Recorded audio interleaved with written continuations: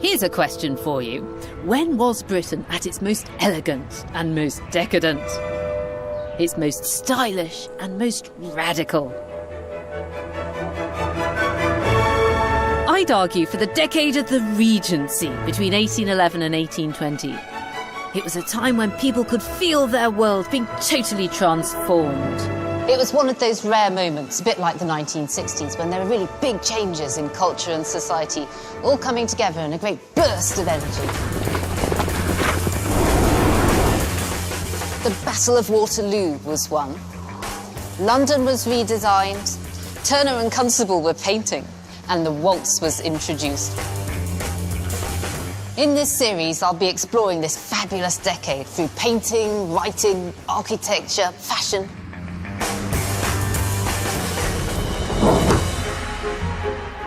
And at the heart of the Regency is the puzzle that is George, the naughty Prince Regent himself.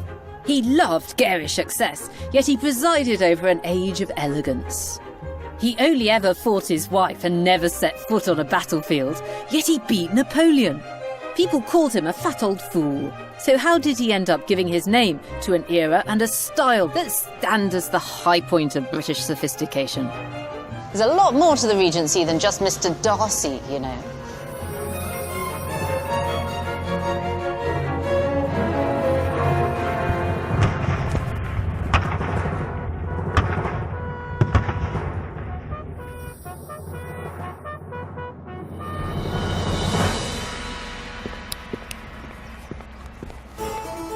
My name is Lucy Worsley, and I'm a historian. I have rather an exciting job as Chief Curator at Historic Royal Palaces. Hello, Kew Palace people. Hello. Today I'm catching up with our new team at Kew Palace. And yes, they do wear these Regency outfits on duty. This place has close connections to the Prince Regent and his family. And what do the visitors know or think about George, the Prince Regent, then?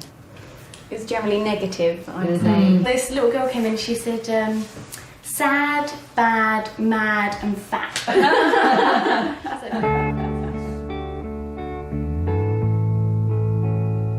It's here that the Regency story begins. If you want to understand the colourful and flamboyant age of the Regency, then you need to look at the Prince Regent himself. George really set the tone of the age, and he was a notoriously extravagant character. George was hugely self-indulgent. He had a limitless appetite for food, clothes, shopping, and women. Now, I think this was in response to his childhood, which was very simple, very frugal, and he spent it partly here at Kew Palace. Shall I tell you about my life? They say I'm a man of the world. The current furnishings reflect the tastes of George's modest parents, for whom this house was a favourite residence. I've seen lots of pretty girls. Little George's father, King George III, preferred plain boiled eggs to lavish banquets, and he tried to drum the same sense of moderation into his eldest son. This is a set of tiny little stays. It's like a corset for a baby. And George was put into these so that he would grow up with a straight figure. His father knew that fatness ran in the family, and he wanted George to grow up healthy and strong. It was part of the discipline of the nursery. George had a restricted diet. Occasionally there were days without meat. Sometimes George was served a fruit tart, but he was only allowed to eat the boring fruit in the middle, not the tasty crust around the edge. Even George's games had an educational purpose. You see this jigsaw made for him to play with. Actually, at the same time, he was supposed to be learning about the geography of Ireland. He had a very strict timetable of lessons. They went on till 8 or 8:30 in the evening. And although he was quite clever, his great problem was laziness. And his tutors tried to beat it out of him, using a long and snaky whip. But this harsh regime had the opposite effect of what was intended. George just grew increasingly wayward and resentful. By the time he was 15, one of his tutors said one of two things might happen. Either he would become the most polished gentleman, or he'd become the most accomplished blackguard in Europe. As soon as he could escape his controlling parents, the young George went wild. There were numerous discarded mistresses. George wasn't above using the threat of suicide to get a girl to give in to his demands. There was even an illegal marriage to a Mrs. Fitzherbert, a Catholic no less. The prince set up home and a rival court at Carlton House, but he ran up debts of over £500,000. In order to pay them off, he agreed to marry Caroline of Brunswick. They hated each other. George was revolted by her very relaxed attitude to personal hygiene, and Caroline eventually won herself a racy reputation that rivaled her husband's. On the top floor at Kew Palace are the rooms that once belonged to George's younger sisters. They've been left untouched since the time of the Regency.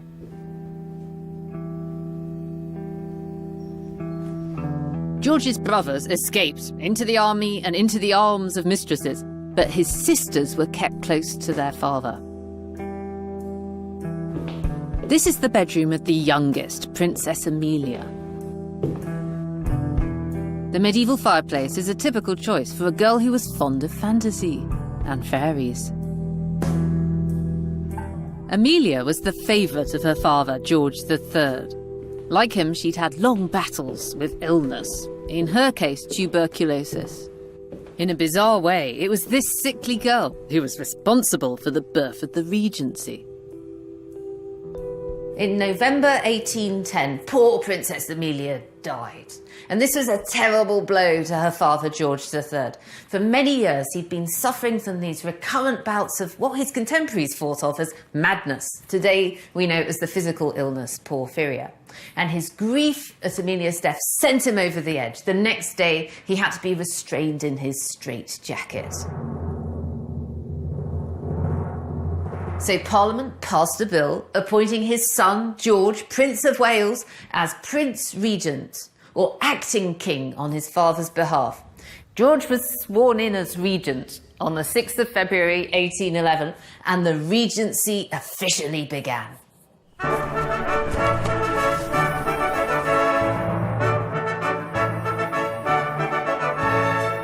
Although the term Regency is often used to cover the period from the later 18th century right up to the Victorians, George's actual regency lasted just 9 years, from 1811 to 1820. As regent, George was not quite a king. There was no coronation, and his office would disappear the moment his father recovered. As for George's personal life, it would have been tragic if it wasn't so funny. People called him the Grand Entertainment. George had the misfortune to live through the golden age of British satirical caricatures. Practically as events unfolded, artists sketched them, made cheap prints, and these images went viral. He was brilliant fodder for artists like Gilray and Cruikshank because of his weight, because of his difficult wife, and because of his endless procession of matronly mistresses. During the Regency, you could catch up on the Prince Regent's latest antics just by looking in a print shop window. Sometimes George even bribed cartoonists not to publish images that he found particularly hurtful. This one's pretty straightforward. The Prince of Wales is shown as a whale, and he appears to have seduced this mermaid. Look, they're exchanging glances. Being regent must have been like wearing a kick-me sign. The real king was still alive, meaning George lacked the full props and dignity of monarchy. There's no crown in these caricatures. A red field marshal's jacket identifies George as the pratfalling fat man. This is the scene outside the Prince's mansion, Carlton House, just after the huge party he held in 1811 to commemorate the start of the Regency. Afterwards, the grounds were opened up and it said that 30,000 people turned up and tried to get in. There was such a crush that one lady broke her leg, look, here's a lady being trampled upon, and some other ladies accidentally lost their clothes. Here we've got a group of ordinary people who did make it inside Carlton House, and they've been confronted here with the Prince's amazing dining table laid out for the feast with this dinner service that cost £60,000. This character is saying, "Ooh, Sue, I don't think I'd like that dry champagne, but if I could have a bit of beer in that there gilded gold thing, That would be dreadfully nice indeed. But there was another side to George. Inside Carlton House, he was building up an immense hoard of art and furnishings, a collection that I believe was the great passion of his life. Carlton House no longer exists, and its treasures are long dispersed. But in the Queen's Gallery, part of his collection has been reunited for an exhibition. It gives us an idea of what those revellers at the Carlton House fete might have seen.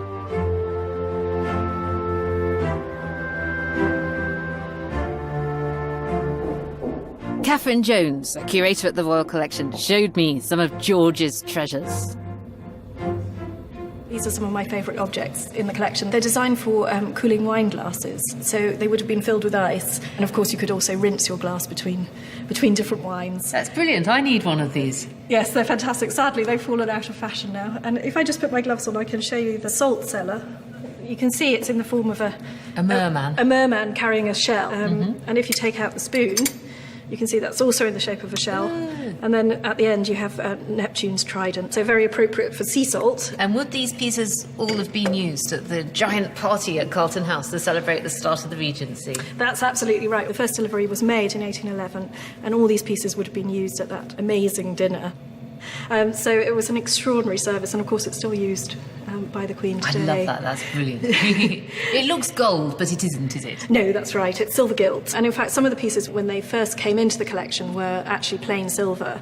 And gradually, during the Regency, more and more pieces were gilded. And I think this was partly an aesthetic thing that he wanted, so many disparate elements, he wanted to join them together. But it's also in direct rivalry with Napoleon.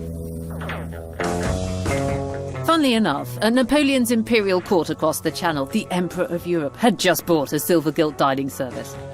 George was setting himself up as a rival ruler and connoisseur. He was waging his own personal war through interior decoration. Carlton House was filled with 18th century Sèvres porcelain. This was another up yours to Boney. The firm who made it had been owned by the fallen French royal family. George also collected paintings of the court at Versailles and portraits of Cardinal Richelieu and also of Louis XIII. But his taste wasn't just restricted to this French bling. Tell me about this one. Well, this is really the jewel in George IV's collection. It's obviously a Rembrandt. It's known as The Shipbuilder and His Wife, and it was the most expensive painting that George ever bought. It cost 5,000 guineas in 1811. Do we know where this would have been in Carlton House? Yes, we do. We have a visual record of it, in fact. It's in one of the watercolours of 1816 of the Blue Velvet Room. And he displayed it with specific Sèvres vases of this blue colour. Do you think this taste for Dutch paintings meant that he was a man who genuinely loved art? Because they're not showy, are they? No, it's not really what you expect. And I mean, to have something like this in his collection shows, you know, that this was really the pinnacle of things that were on the market at that time. The Regency was an age in which art and culture mattered, and this agenda was set by the man at the top. But there was a practical side to being an art-loving royal patron. In your portraits, you could spin an image to counterbalance those cruel caricaturists. And George's chief flatterer was one of the greatest English portraitists, Thomas Lawrence. When Lawrence painted George in his red field marshal's uniform, critics sneered at the way the painter had transformed an overweight, balding 50-something into a well-fleshed Adonis. Jonathan Yeo paints the rich and powerful of the 21st century. I showed him one of Lawrence's unfinished portraits of George to learn how the idealised images of the regent were created. I've always thought of this as a really flattering image. Is that how you see it? It is quite flattering. It sort of looks like it's been done for a coin or something like that.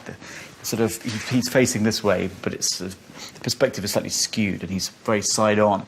If you sort of cut that out and do it in profile, that's one way of avoiding showing if someone's overweight. Can I ask, you see this skin here, that's the whitest part of the skin. Has he highlighted that because that's smooth, and so all of these wrinkles are more sort of hidden in the eye socket and in the shadow there? It's a flattering angle. It's kind of, you know, sort of Hollywood lighting, the old sort of Yeah. all the Hollywood movie stars would look around to find where the light was, in front of you and above, because it gets rid of sort of wrinkles generally, whichever angle it's coming from. The hair looks quite artfully arranged. It's quite a kind of contemporary look for hair. It looks like Justin Bieber, doesn't it? Yeah, it does a bit. The lips are very red, and he almost looks like he's wearing makeup in it. He was known to. Nowadays we have photography. We know what people actually look like.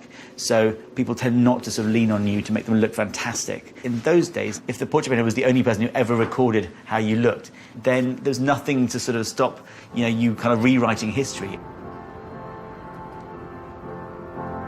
In fairness to the regent, looking like a leader was really important.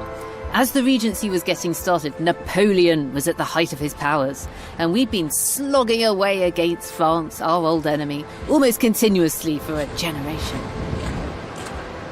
We'd been fighting the French for the best part of 20 years, and they were winning. The English Channel was just a thin blue line protecting us from Boney's evil empire. Napoleon basically controlled the whole of Europe through puppet governments, direct rule and favourable alliances, and he'd set up a trade blockade against the British that went all the way from Spain in the west to Russia in the east. A side effect of the war was that travel and trade with continental Europe became impossibly restricted. The heyday of the Grand Tour was long gone. Before, we looked up to French and Italian culture, but now it was out of bounds. So we couldn't trade with the continent, and you couldn't visit it either unless you were going to take your chances as a soldier in the army. Instead, we looked inwards into our own little island to feed our imaginations. Britain's enforced staycation was made tolerable, though, by the cult of the picturesque.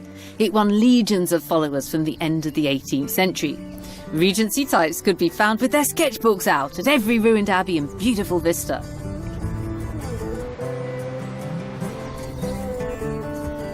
Locals complained that England had become the country house of London. Getting back to nature wasn't everybody's cup of tea. This is a very amusing spoof of the picturesque, which came out in 1812. It's called The Tour of Dr. Syntax in Search of the Picturesque. It was so popular, it went through 5 editions in the first year. Dr. Syntax's adventures are told through verse and beautiful illustrations by the artist Thomas Rowlandson. Syntax is a schoolmaster and also a bit of a bore. With his horse Grizzle, he endures many of the perils facing the Regency picturesque hunter. The story is that Dr. Syntax wants to make some extra money in the summer holidays. So he decides to make a tour of the Lake District and write an illustrated book about it to sell to armchair travellers.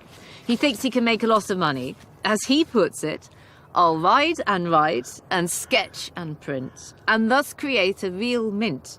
I'll prose it here, I'll verse it there, and picturesque it everywhere.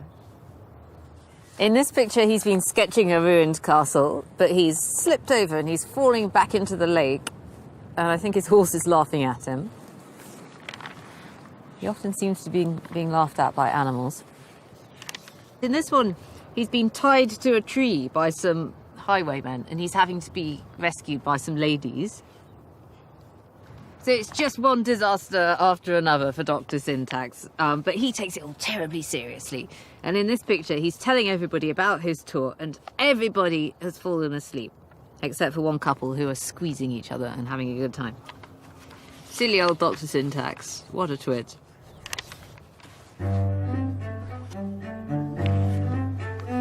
The artists and amateur sketchers longing for the continent found the flavour of southern France and Italy in one particular corner of England. During the Napoleonic Wars, British artists felt that the southwest was the next best thing to the Mediterranean. Down here, they felt the colours were warmer and the light was more intense.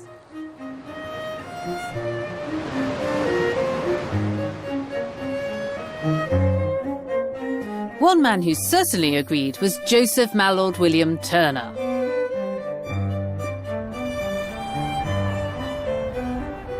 In 1811, a firm of engravers commissioned him to paint a tour of the south coast to feed the market for picturesque prints. So Turner spent that summer journeying around the southwest.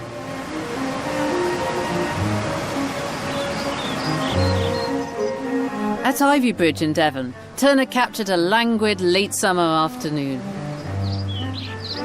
We often think of him as a kind of early impressionist, but he also documented everyday life.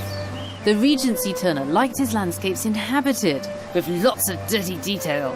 His own coach would have changed its horses here at Ivybridge, just like the one in the picture.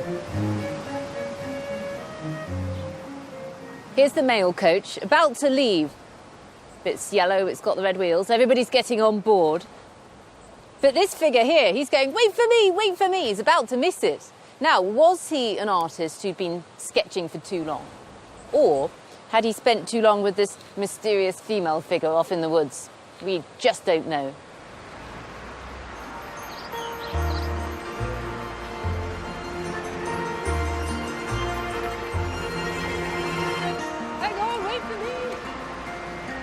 This image, like the others from Turner's tour, was eventually engraved and filled up the libraries of the Regency middle class. Using the original sketches and watercolour, Professor Sam Smiles took me through Turner's artistic process. Now, I can hardly believe that these scribbles here resulted in that beautiful, completed, finished work of art. And that's because neither you nor I have his acute visual memory. What Turner had managed to produce over years of training was a graphic system, a way of drawing, which allowed him to capture the essence of a scene with marks that meant a lot to him, but to you and me looking at them perhaps meant considerably less.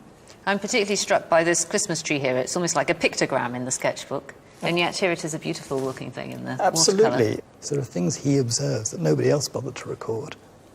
I mean, the picture we're looking at looks like peaceful England, an absolute idyll of tranquility and relaxation. But as he moved along the coastal strip, he found the ports with men of war in them, marines and sailors, the army making preparations. This was a country readying for war, even though Trafalgar was a few years in the past.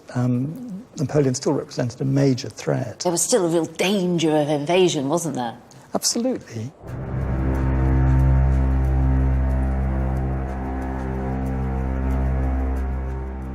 Forts like this one protecting Plymouth guarded many of the settlements that Turner visited in 1811. And the paintings that came out of his South Coast journeys are shot through with the sense of a country at war. At St. Mawes in Cornwall, Turner saw at first hand the effect of the war on the pilchard industry. With the continent closed for trade, much of the industry's market was inaccessible. Instead, the pilchards are left to rot on the beach, to be sold as manure. Even this innocuous watercolour of the Dorset coast has a sinister undertone. Is it me, or does that wagon look a bit like a field gun? The landscape around Plymouth impressed Turner so much that he returned several times in the early years of the Regency. He thought that it hardly seemed to belong to this island. And a favourite location was the popular picnic spot of Mount Edgecombe. Turner did the sketch, which this watercolour was based on, somewhere pretty near to here. You can recognise the River Tamar. Here are a great load of ships from the Navy. We've still got ships down there. But the really special thing he's shown us is this party of sailors who are going back at the end of a day's shore leave. They've obviously had a great time. They've met up with some ladies.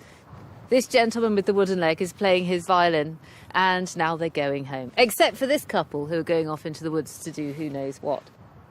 So, as well as giving us topography and landscape, Turner's given us a record of an afternoon of enjoyment 200 years ago. The sailors had every right to enjoy their afternoon off. For years they'd been fighting Napoleon, one of history's most formidable warriors. The same can't be said of the Prince Regent. George had absolutely zero battlefield experience, but he still thought of himself as Boney's opposite number. For years, George had begged his father to be allowed to go and fight, without success. Now he was too old to be of any use apart from ceremonial duties. If he couldn't face Boney in battle, George could at least try to outdo him with flashy military outfits. This regimental jacket of his shows that he loved to look like a soldier, if only an ornamental one. George was helped by London's best tailors, including Jonathan Meyer, who founded Meyer and Mortimer. 200 years on, this firm is still going, and they're going to let me have a peek at their Regency account books. Hi, Brian. Hello there. Can I have a look at your ledger? Yes, of course. Thank you. Here we are. Thank you very much. There you go. Beautiful. This is a pretty extraordinary book. And this page here lists all the items which have been bought by the Prince of Wales. And they just fit in with what you expect of his extravagant, over-the-top character. He's buying quite a lot of rich gold royal cord. I imagine to decorate a uniform, something like that. And here we have, he's bought 54 rich gold-fringed tassels to swing off things. Over on this page, this is really interesting. Here you can see clothes being altered to suit his body size and shape. Here we have the altering of a yellow waistcoat made higher in the neck and adding lace. Now, that sounds to me like to disguise the double chins. And here we've got enlarging a regimental jacket in the breast. It wouldn't do up. And this is a theme throughout the accounts. Things are being enlarged, they're being lengthened, they're being made bigger to fit his rather plump body. As you flick through the pages, what strikes you is the huge number of things that George is buying. Clearly, he's a shopaholic. And when I say buying, he's not necessarily paying for them. The debt mounts up. It's £156 at the bottom of this page. It's not paid off, it's carried forwards. £300 over here. Then flicking through the book, we get a grand total of £490 that he owes to the tailors. That's a hefty tab, the best part of £30,000 in today's money. I feel a bit sorry for Mr. Meyer. The prince liked to think of himself as a man of style, a leader of military fashion. But for civilian wear, he could be found squeezing himself into the look set by his friend Beau Brummel, the famous dandy. Brummel's opinion mattered so much that once when he criticised the cut of George's coat, the poor old prince burst into tears. Brummel's credited with inventing the suit, and with it the dashing tailored look of the English gentleman. I wanted to know what it was about Brummel that made people spend several hours a day watching him get dressed. So I asked his biographer, Ian Kelly. I'm sorry, but to spend 3 hours a day preening yourself seems really effeminate to me. How dare you? Yeah, well, in theory, the clothes are meant to express a sort of a uber masculinity, a more stated masculinity. To be a dandy was much nearer the kind of modern American coinage of being a dude. It was about a new way of being a British gentleman, which was to do with reserve and sang-froid, stiff upper lip, all that sort of thing. Well, I don't care if it's supposed to be just for men, because I want to experience a Brummel-type suit for myself. I'm super keen to channel a bit of Butch Regency style. So it's supposed to make me feel cool and masculine. Obviously, as a gentleman, I can't possibly watch a lady dress, even if you're dressing as a man. I'll go practice with my canes. You fiddle with your canes. For a Regency dandy, getting dressed was a performance art. But I'm pretty sure it's not going to take me half a day to get ready. Ta-da! Hey! I couldn't do myself up at the back. Can you give me a hand, let me valet? be your man. Thank you, Jeeves. Okay. Now, tell me when you can't breathe anymore, or don't.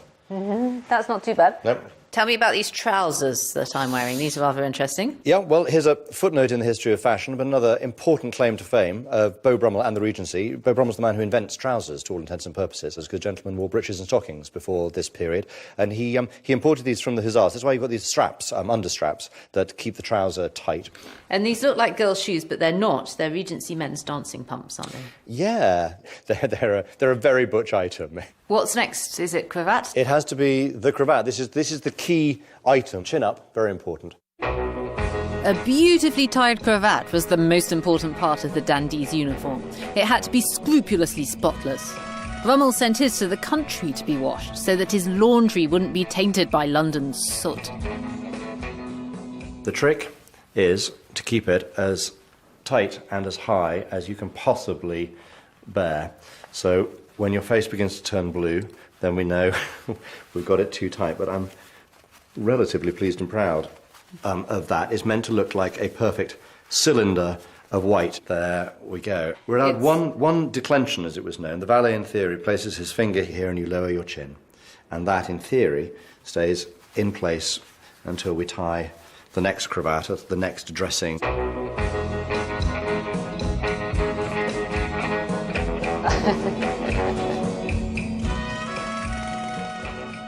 It looks better than it feels. It's actually pretty uncomfortable. Yeah. On the positive note, though, you're obliged to hold yourself better. Built-in hauteur. Yeah, I feel like my nose is in the air. That too. Well, it's one of the supposed origins of toff and toffee-nosed, because this obliges you to keep your nose in the air to some extent, but especially, of course, if you're in any danger of dribbling anything brown from snuff-taking, which is a pretty disgusting thought. That's really disgusting. So the toffee nose is brown snot from snuff-taking, and you've got to keep your nose up so it doesn't spoil your cravat. Yeah, so much for the age of elegance.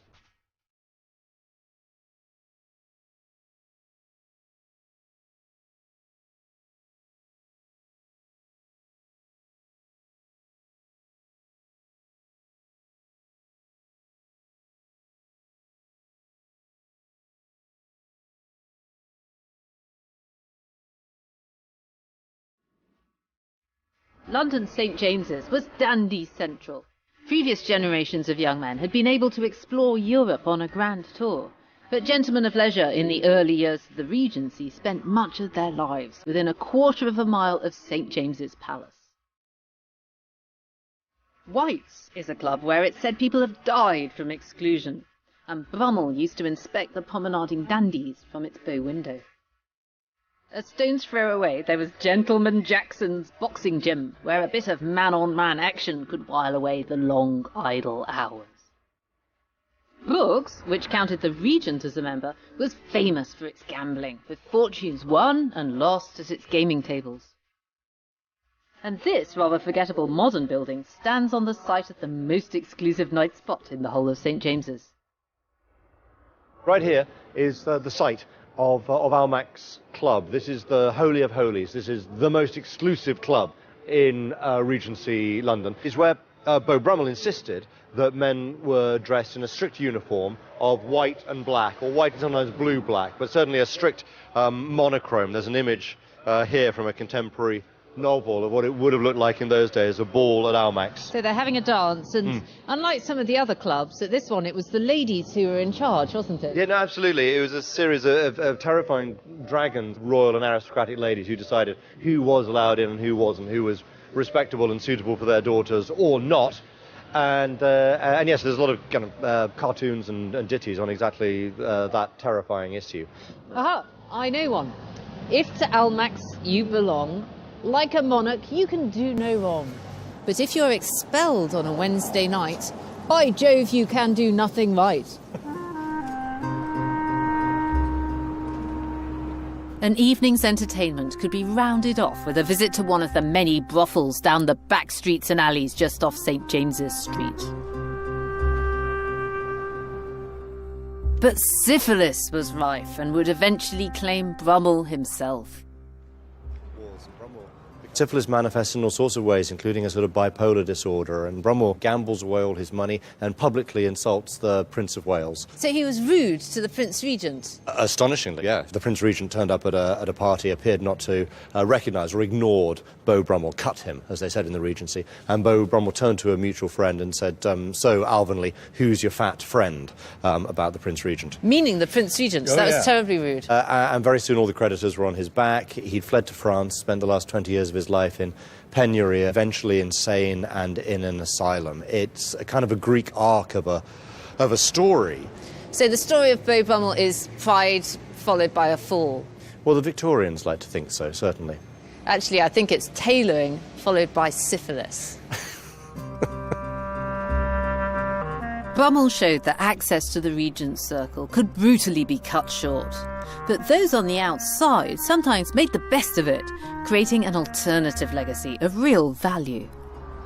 At the very start of the Regency, and just near here on Dulwich Common, a dandy fell off his horse. His name was Francis Bourgeois, and he was an owner of paintings. No less than 370 paintings, and some very, very good ones too. A few weeks later, he died of his injuries, and his death set in motion a sequence of events that would really change the British attitude to art. Not only how it was looked at, but also who could see it. Bourgeois had considered leaving the collection to the British Museum, but he wasn't part of the Regent's charmed circle, and he felt the museum was run by snobs. In a final two fingers to the establishment, he left his collection to Dulwich College, and the architect John Soane built a new picture gallery especially to house it. Bourgeois' will insisted that his paintings be available for the inspection of the public, which makes Dulwich Picture Gallery the first purpose-built public art gallery in Britain.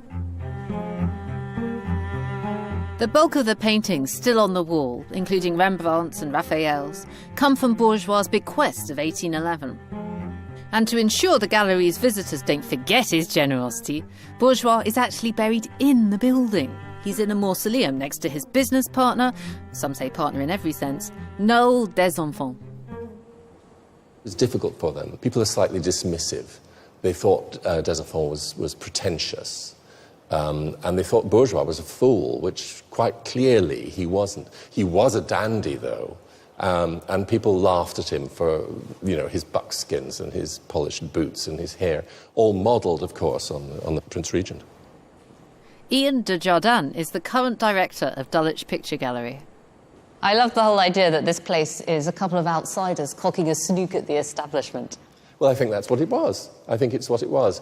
In Francis Bourgeois' will, there are just this little tiny snippet of a phrase. He says that the paintings are to be on display for the inspection of the public.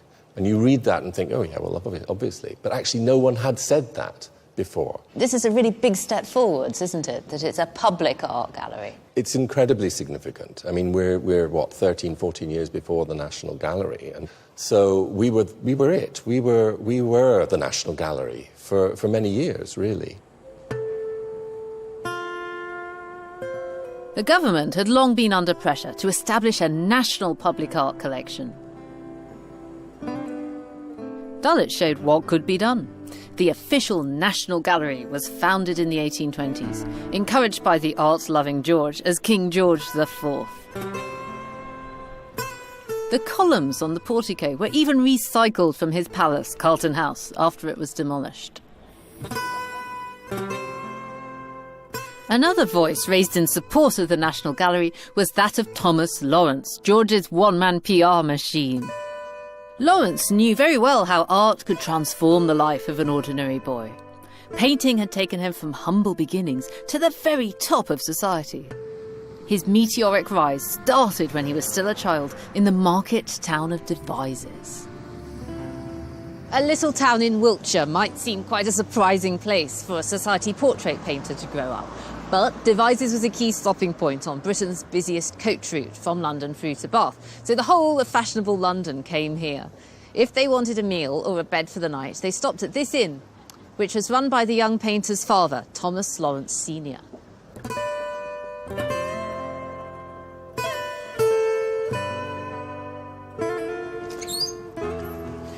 picture the scene. It's the 1770s. You've just arrived here at the Bear Inn. You've got off a stagecoach, you're tired, you're hungry. But the landlord, Thomas Lawrence Sr., as he offers you a drink, he says, "Would you like to see my 10-year-old son reciting a poem or taking your portrait?" This may have sounded like a bit of a bore, but if you chose the poem, the little boy would leap up onto the table and recite from Milton. That was pretty good. But if you handed over your guinea for your portrait, you'd have quickly realised you were in the hands of a genius.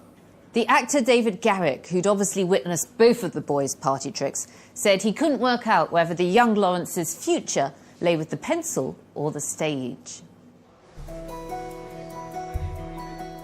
In 2011, I visited the first exhibition of Lawrence's work in 30 years at the National Portrait Gallery. He's long been a neglected artist, but in his own time he was the world's top portrait painter. Lawrence produced the visual record of the vanished world of Regency society. He particularly enjoyed painting wealthy and beautiful women, and the ladies enjoyed his attentions. Even the regent's matronly sister is shooting us a saucy look. There's a rather brilliant contemporary review of this painting here of Lady Selina Mead. It just goes, "Ha! It's Lady Selina Mead. Very tasty indeed." Lawrence was clearly a very attractive, flirtatious, smooth individual. One of his friends said that if you got a letter from him just saying, "Yes, I can come to dinner," it felt like you were getting a love letter. This is Mrs. Isabella Wolfe. She became a sort of muse to him, and he spent the best part of 15 years finishing this portrait. As well as producing an amazing painting together, it's also said that they produced an illegitimate child. There was an awful lot of gossip about what went on at Lawrence's sittings.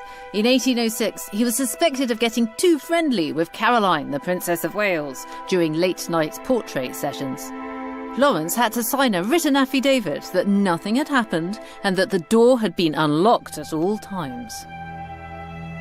George himself seems to have had ambivalent feelings about Lawrence's relationship with his wife, but he overcame his misgivings when he realised that Lawrence could make him look fantastic. In 1815, with the Battle of Waterloo, the Napoleonic Wars finally came to an end. The Allies, with Britain in the lead, were victorious at last. George celebrated the end of the wars by commissioning Lawrence to paint the Allied kings and commanders and rewarded him with a knighthood. The innkeeper's boy was now Sir Thomas Lawrence. Painting the Allied leaders will keep Lawrence busy for many years to come. The end of the fighting would affect the British profoundly. The sense of a closed, isolated island evaporated, and slowly the narrow world of the dandies and St. James's would disappear. It was replaced by a hunger for continental travel. La mer qu'on voit danser le long des golfes clairs. The later years of the Regency would see romantic poets darting about Europe and Turner discovering the light of Venice. Those who couldn't get away could always read about it in the countless travelogues now being published. Voyagers wrote of the warm welcome they received from everybody except the French, who greeted the British with vindictive irritation. So this is a really exciting moment for the British. They've beaten Napoleon. Their country is the reigning European superpower. They want to go and see for themselves what their army has been fighting over. Voyez, près des étangs, ces grands roseaux mouillés. Many tourists made a detour for the battlefield of Waterloo itself, a victory described by the Duke of Wellington as the nearest run thing you ever saw in your life. The Battle of Waterloo was on the 18th of June, 1815. By the 19th of June, the battlefield was already a visitor attraction.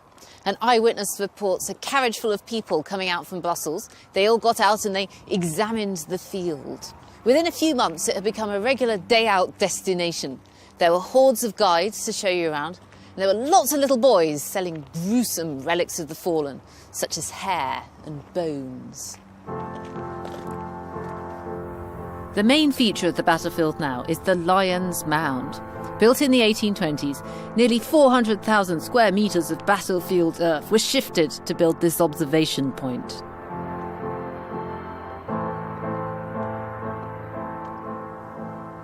The contours of the land have been levelled out a bit from what the earliest visitors would have seen, and that's because so much earth was scooped up to make this big hill. As the Duke of Wellington said, "They've ruined my battlefield."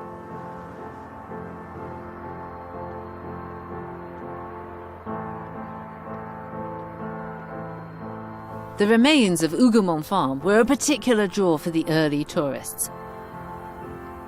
This was the scene of some of the most bitter fighting, as the French had repeatedly tried to storm the gates of the British-held enclave.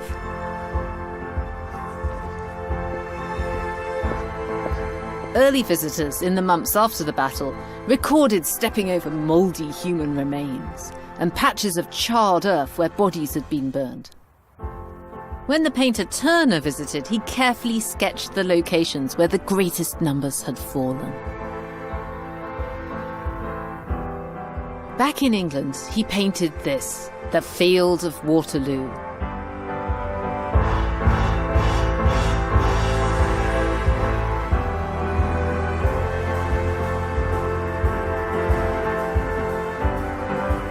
It's the night of the battle and storm clouds fill the sky. Hougoumont Farm is in flame.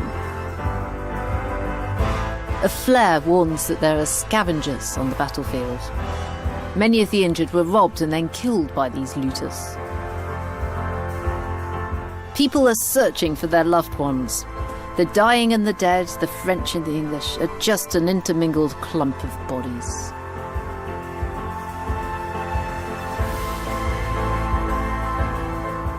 Lord Byron, the Regency's sharpest chronicler, made the journey here in 1816.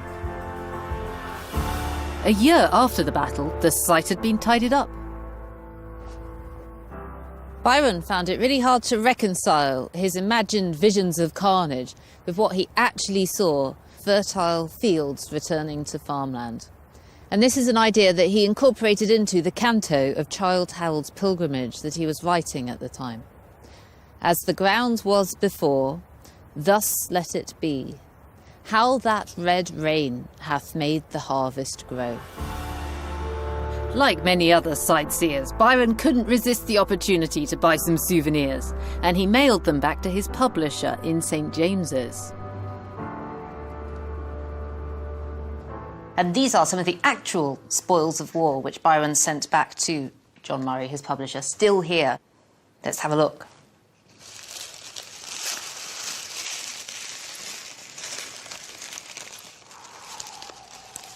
Ah, now we know that he sent back some cockades, and these are red, white and blue French Napoleonic badges made out of leather. Oh, look at the little eagle on the top there. And these would have been a very powerful sight in the early 19th century. To see that would have been like looking at a swastika today. It would have given that sort of sense of fear to a good, respectable English person. This symbolises Boney, the enemy.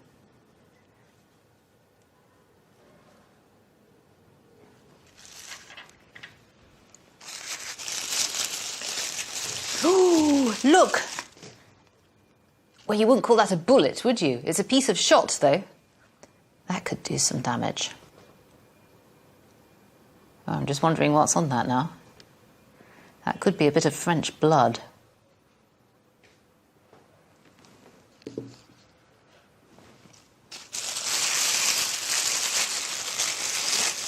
And another badge.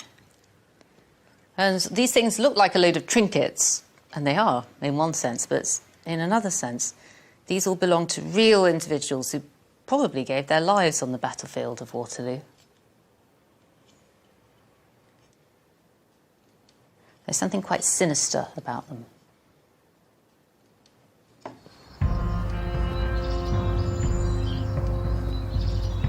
Hidden away in a churchyard in Plymouth lies an odd little postscript to the war with Napoleon.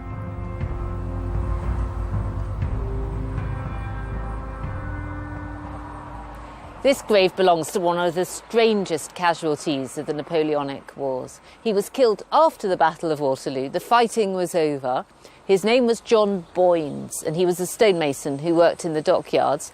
And it says here he was unfortunately drowned, returning from a trip to see Bonaparte out in Plymouth Sound. It was 1815.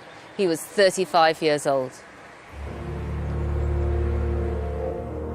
Napoleon had surrendered to the captain of the British ship HMS Bellerophon, then moored off the west coast of France. The ship took Boney to Torbay and then to Plymouth Sound, where she waited around a bit while the government decided what to do with him. It was supposed to be a secret that Bonaparte was on board, but one of the crew put a message into a bottle and slipped it out to a passing ship, so the news was out. Once this had happened, Bonaparte was allowed to take a walk on the deck at 6 o'clock in the evening. He could be seen for miles around up there, and every boat in Plymouth got on the water to try to get a closer look.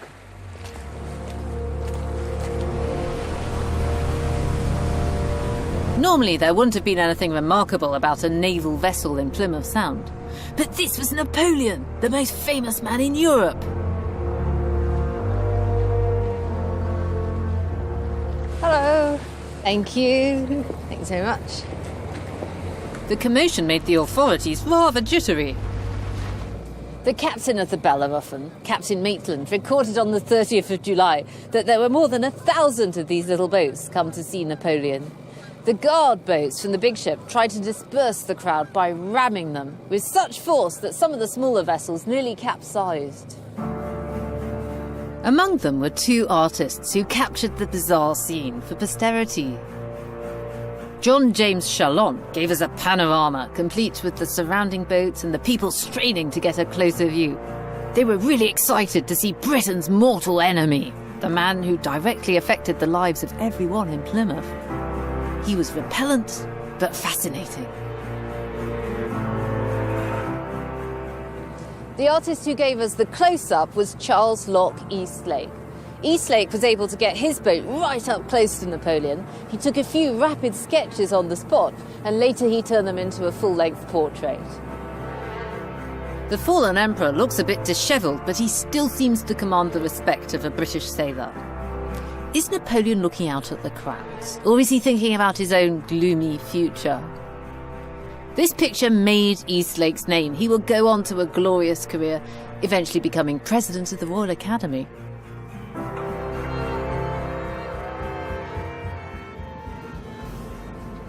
There was one person notably absent from Napoleon's final public appearance, the Prince Regent. By this stage, Napoleon had been writing him personal letters. It would have been relatively easy for George to come down to Plymouth, but he stayed away. I think that even with Napoleon defeated, he still felt he would have been overshadowed. Napoleon never did get a personal hearing from the regent. After 10 days, he was sent to permanent exile in the South Atlantic. George, meanwhile, was left with a Bonaparte fixation from which he never really recovered. He set about acquiring objects that connected him with Napoleon, and some still remain at Buckingham Palace. This amazing cloak was retrieved from Napoleon's coach on the battlefield of Waterloo, and it ended up in George's clutches.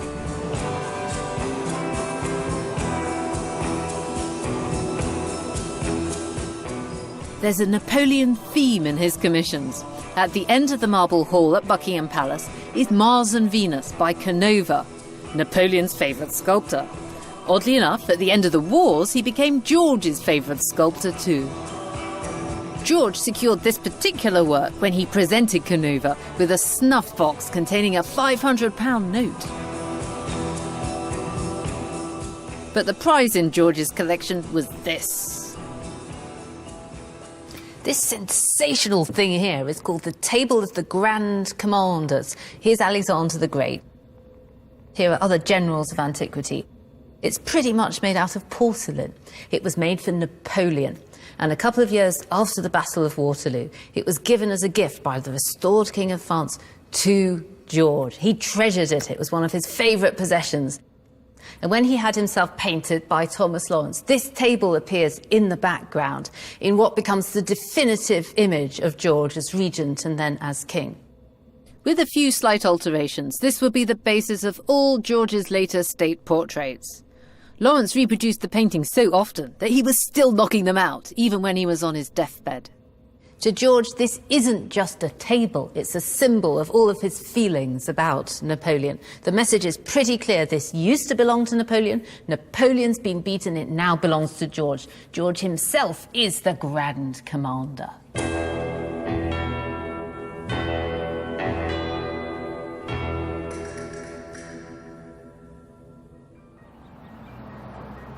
When George eventually became king in 1820, he would rebuild Windsor Castle as Gothic fantasy. And in its design, he included a space in which his victory over Napoleon could live forever. This is the Waterloo Chamber, where the collaboration between George and his spinmeister, Sir Thomas Lawrence, is finally played out.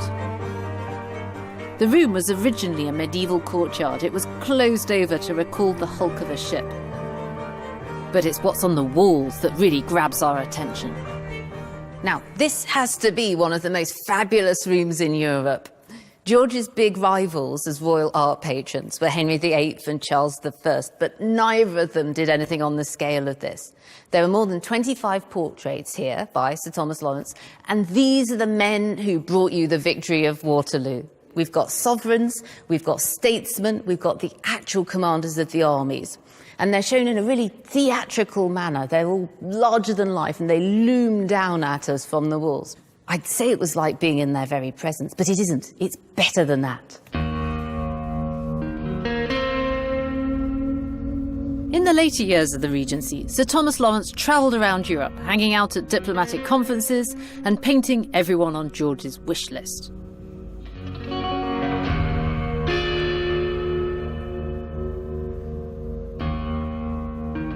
He returns laden down with unfinished portraits, and he kept polishing them up throughout the 1820s.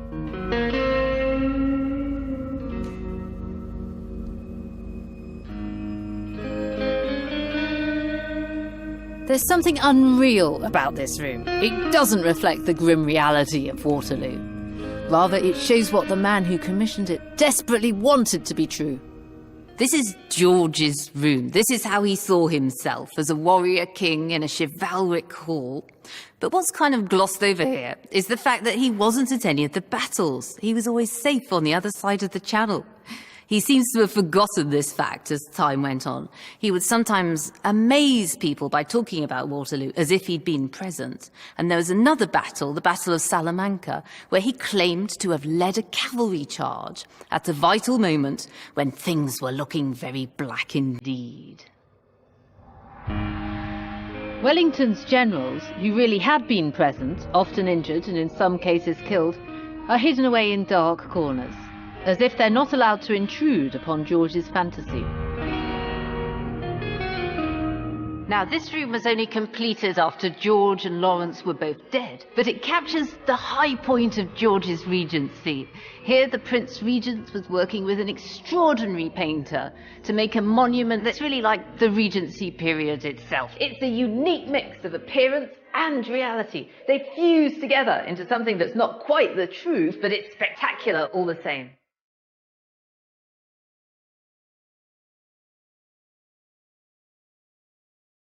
Next time, we explore the Regency's greatest legacy, the rebuilding of Britain in the aftermath of Waterloo. As we'll discover, George wasn't alone in wanting to live in a world of make-believe.